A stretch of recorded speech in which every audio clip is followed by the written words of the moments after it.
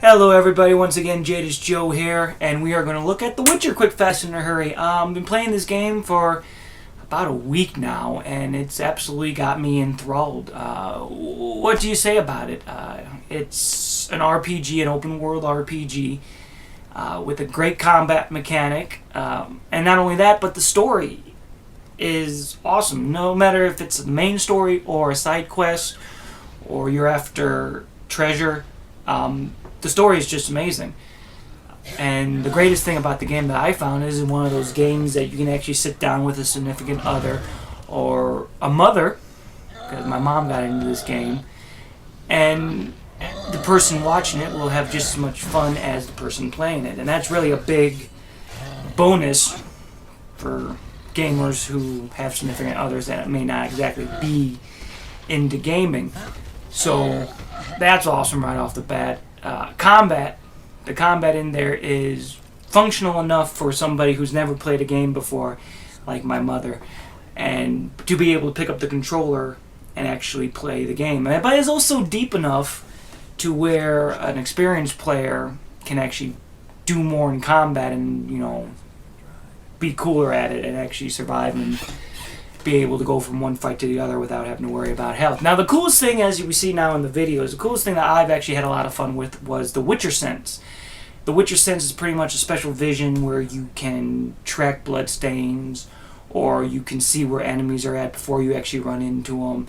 You can find herbs easier. Pretty much it highlights everything that you need to be aware of. And the coolest thing that they did with this Witcher Sense is they kind of put like a detective story into the game. Most missions, if not all missions, include some sort of use of this Witcher Sense that you have to use to complete the mission. And even though the missions that use this Witcher Sense do tend to follow the same story arc, or the same, not story arc, but the same, process. You go, you talk to people, you then go to another area, you use your Witcher Sense, follow the tracks, find something that you need to find to complete the quest. That's pretty much what all they do, but the difference between this game and the other games is the story itself. I mean, even though you're doing pretty much the same thing over and over and over and over again,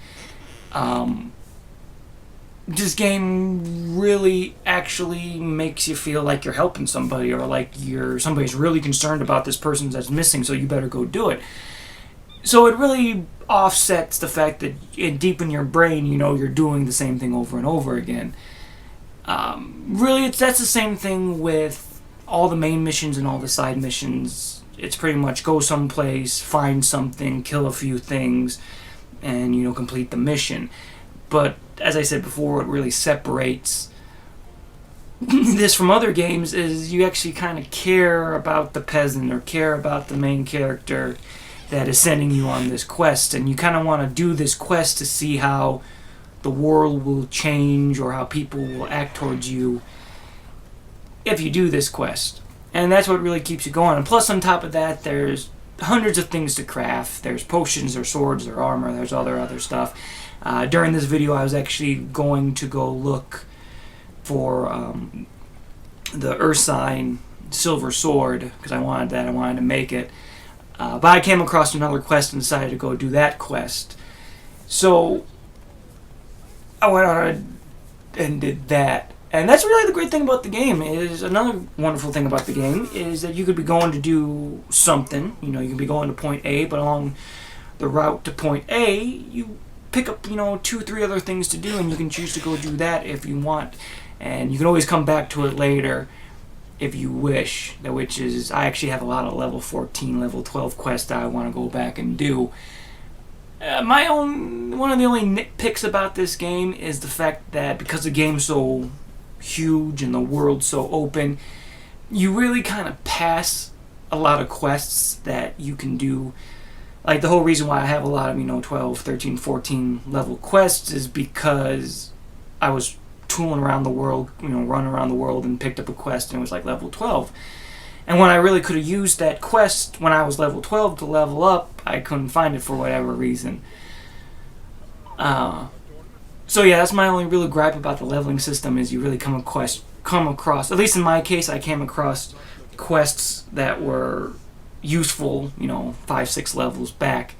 And actually what I'm doing right now in the video is I'm actually looking for a place to turn in this quest, and I couldn't find it. I have experienced that a few times before in the game, where you wanted to go turn in the quest and you couldn't find where to turn in the quest. I don't know if it's because you have to reload the game, or if it's because something didn't spawn, but usually it fixes itself after 5-10 minutes of running around trying to find where to turn in the quest. As you see here, I will get bored and go do something else eventually. But another perk of the game is the towns actually feel like towns. The world actually feels like a world. Like with Skyrim and other massive RPGs that I've played, it's always like you're running through the wilderness and you never run into any human civilizations. And when you do, they're very few and far in between. With The Witcher, there's always some sort of human presence, whether it's, bandits or a town that's been taken over by monsters that you have to liberate, and then all the humans come back, which is a little cool feature, because not only does it give you a place to stop off and sell some stuff when you're in the area, but it makes you feel like you are changing how the world is. You are actually there to change the world instead of the world just changing you or the player. So that's really nifty. Plus the towns feel like towns. The villages feel like villages. The cities feel like cities. It's not like you go into like the city of Cityton, and it really is more like a town. I mean, in this game, cities are huge, towns are medium, villages are small, outposts are like maybe a hut and a barrel. So they really went through and carefully dissected what a village is and what a city is, and made them look like a city. And really, also too, every little NPC that I've run into at one point or another has looked different. Has not been like, oh, I met you, in the first part of the game, and now you're back here. It's like, no, each NPC and each person that I've interacted with in the game has been, at least in some way, different. Whether it's the voice actor or it's the model itself. It's like, yeah, I know you look like the guy that I ran into 5 minutes ago, but you have a beard and a scar. It still changes it enough to the point where it's not like you're talking to the same guy over and over and over again. And that's also kind of true for the monsters in the game.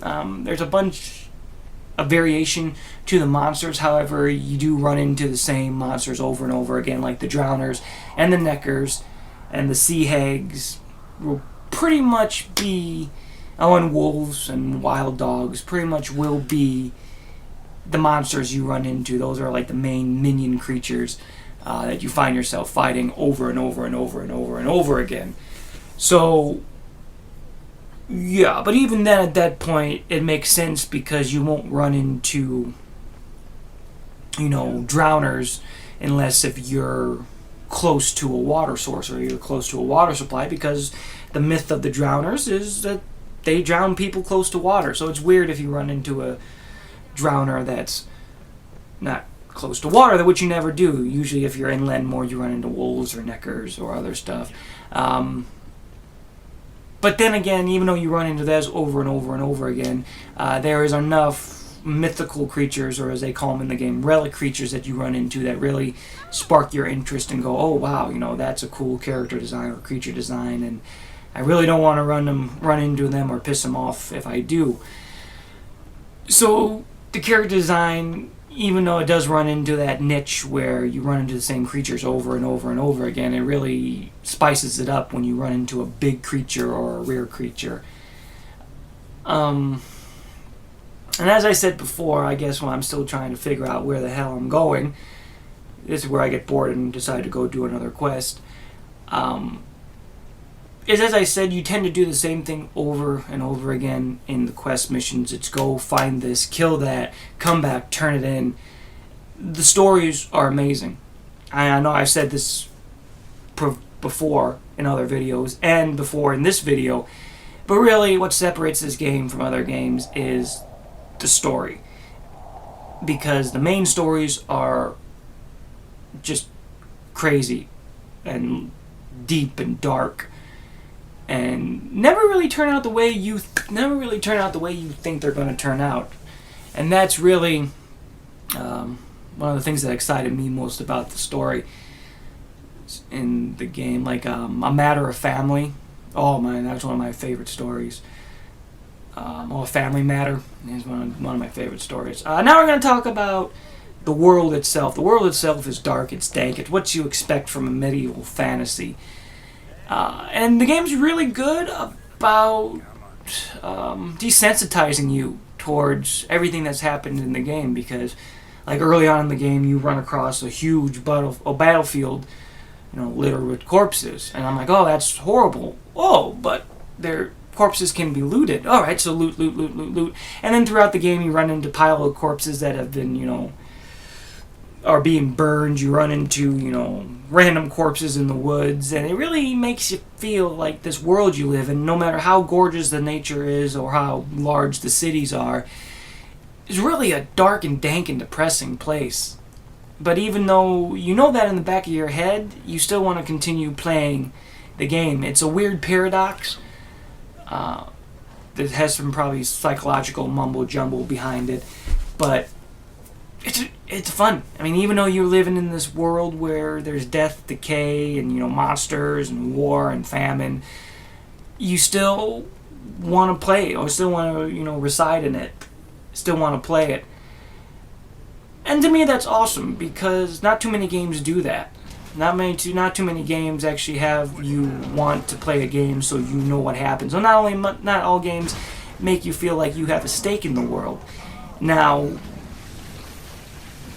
another thing, I'm trying to think, Another thing cool about the game is you see him fighting a level 13 gargoyle. And the game really does this a lot, because you'll be in a level 30 area, or a level 13 area. I forget what I'm doing here. Oh, I'm fixing my sword. And your swords and your equipment can break, and you gotta get them repaired, which I'm doing right there.